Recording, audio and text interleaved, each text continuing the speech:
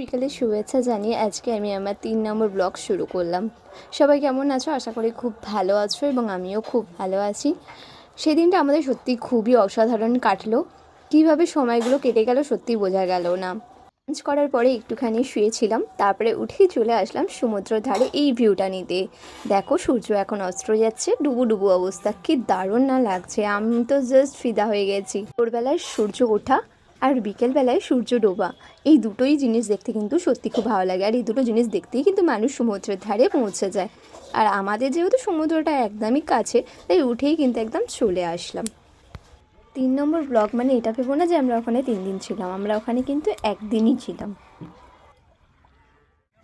ঘুরে এখন জেলেরা মাছ ধরেছে, তো কি মাছ ধরেছে ওটাই দেখতে যাচ্ছি। হাতে যেমন সব সময় ঢেউ থাকে, এখানে কিন্তু ঢেউয়ের পরিমাণটা খুবই কম। তোমরা দেখতেই পাচ্ছ ঢেউ নেই কিন্তু এখন কোনো রকম।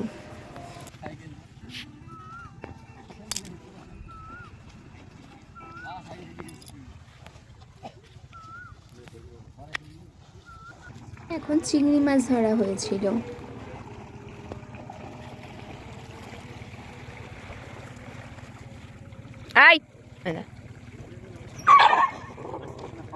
তোমাদের শুধুমাত্র সকালের ভিউটা দেখিয়েছি, এখন এবার তোমাদের সন্ধ্যেবেলার ভিউটা দেখাবো। দেখো রিসর্টটা কেমন আলোয় আলোয় সেজে উঠেছে। ভিউটা কিন্তু দারুণ লাগছে, জাস্ট অসম। তোমাদের কেমন লাগলো অবশ্যই কমেন্টে জানাতে ভুলো না। সুমি আইল্যান্ডে এরকম তোমরা কিন্তু অনেক ক্যাম্পে পাবে, কিন্তু সব ক্যাম্পের ব্যবহার বা খাওয়া দাওয়া কিন্তু ভালো থাকে না। তাই আমি তোমাদেরকে আবারও আমরা যে ক্যাম্পটায় আছি সেটার নাম বলে দিচ্ছি। এই ক্যাম্পটার নাম হলো আকাশ নীল নিউ ব্রিজ। তোমরা চাইলেই কিন্তু এখানে আসতে পারো। দাদার ব্যবহার সত্যি খুব অসাধারণ ছিল। হতে না হতে চলে এসছে গরম গরম লিকার চা, দুধ চা দুটোই, যার যেটা পছন্দ খেতে পারো। তার সাথে হচ্ছে বেগুনি আর মুড়ি। চোরটাতে আমরা 4 জন ছাড়া আর কেউ ছিলাম না, তাই নিজেরাই যেন রাজত্ব করছিলাম মনে হচ্ছে।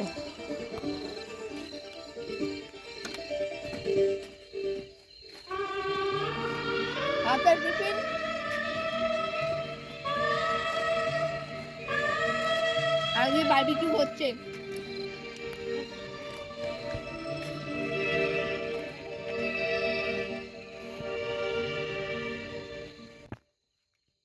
ভিডিওটা এডিট করতে আমার অনেকটাই সময় লেগে গেল। একটুখানি সময় খারাপ চলছে, তাই সময় পাচ্ছিলাম না যে ভিডিওটা এডিট করে ছাড়বো, তাই অনেকটাই দেরি হলো। আর সত্যি বলছি, আজ আমি ওখান থেকে চলে এসেছি প্রায় 1 সপ্তাহ হয়ে গেল, কিন্তু এখনও না মনটা ওখানে টানছে। খালি মনে হচ্ছে আবারও চলে যাই, এত ভালো লেগেছে আমার জায়গাটা।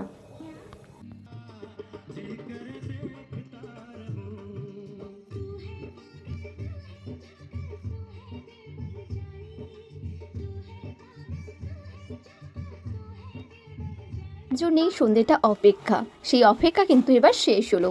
চিকেন বারবিকিউ কার কার ভালো লাগে অবশ্যই কমেন্টে জানিও। এখানকার বেস্ট খাবারের মধ্যে আর একটা খাবার, সেটা হচ্ছে চিকেন বারবিকিউ। এখানে আসলে আর চিকেন বারবিকিউ খেলে না, তাহলে তো একদমই মজা পাবে না। তবে আমরা তো কোনো ড্রিঙ্ক করি না, তাই আমাদের কিন্তু বারবিকিউ শুধু খেতেই খুব ভালো লেগেছে। যারা ড্রিঙ্ক করো তারা তো ড্রিঙ্কের সাথে খেতেই পারো, এখানে ড্রিঙ্ক কিন্তু অ্যালাউ আছে। এখন এই যে গরম গরম চা নিয়ে বসে পড়েছি হাতে, তার সাথে চপ আর মুড়ি। মিউজিক তো আছেই। তো এবার দেখি রান্নাঘরে কাকিমা কি রান্না করছে। রাতে এখানকার মেনু হচ্ছে চিকেন সাথে একটা সবজি, এবং তোমরা রুটি বা ভাত নিতে পারো। তোমরা যদি অন্য কিছু খেতে চাও সেটাও কিন্তু আগে থাকতেই তোমাদের বলে দিতে হবে, কারণ কাকিমা কিন্তু রান্না করে চলে যায়, এখানে কিন্তু থাকে না। কিন্তু মাংসর কেজি হিসাবে বারবিকিউবের দামটা নেওয়া হয়। আমরা 1 কেজি অর্ডার করেছিলাম। বারবিকিউ হতে কিন্তু প্রায় 2 থেকে 3 ঘন্টা সময় লেগেছিল, কারণ আগে কিন্তু কাঠগুলোকে পুড়িয়ে পুরো কাঠ কয়লা করে নেওয়া হয়েছিল, তারপরেই কিন্তু বারবিকিউ রান্না করা হয়েছিল। সন্ধ্যা থেকে তো বাইরে বাইরেই কেটে গেছে, তাই রাত্রিটাই তোমাদের দেখাচ্ছি। 2 জন শোয়ার জন্য একদম কমফোর্টেবল, 3 জন হয়ে গেলে তখন একটু চাপাচাপি হবে। সমুদ্রের আওয়াজও শোনা যাচ্ছে। হ্যাঁ, এটা আলাদাই একটা ভাইবস। সব কিছুই মানে এক্সপিরিয়েন্স করে রাখা উচিত। এই যে টেন্টের এই ব্যাপারটা, এটাও হয়ে গেল। দীঘা তো যাওয়া হয়ই, তাই না? আমি এরমভাবে শুয়েছিলাম যখন বাবু জন্মেছিল। আমরা সব হসপিটালে এরমভাবে থাকতাম। হ্যাঁ,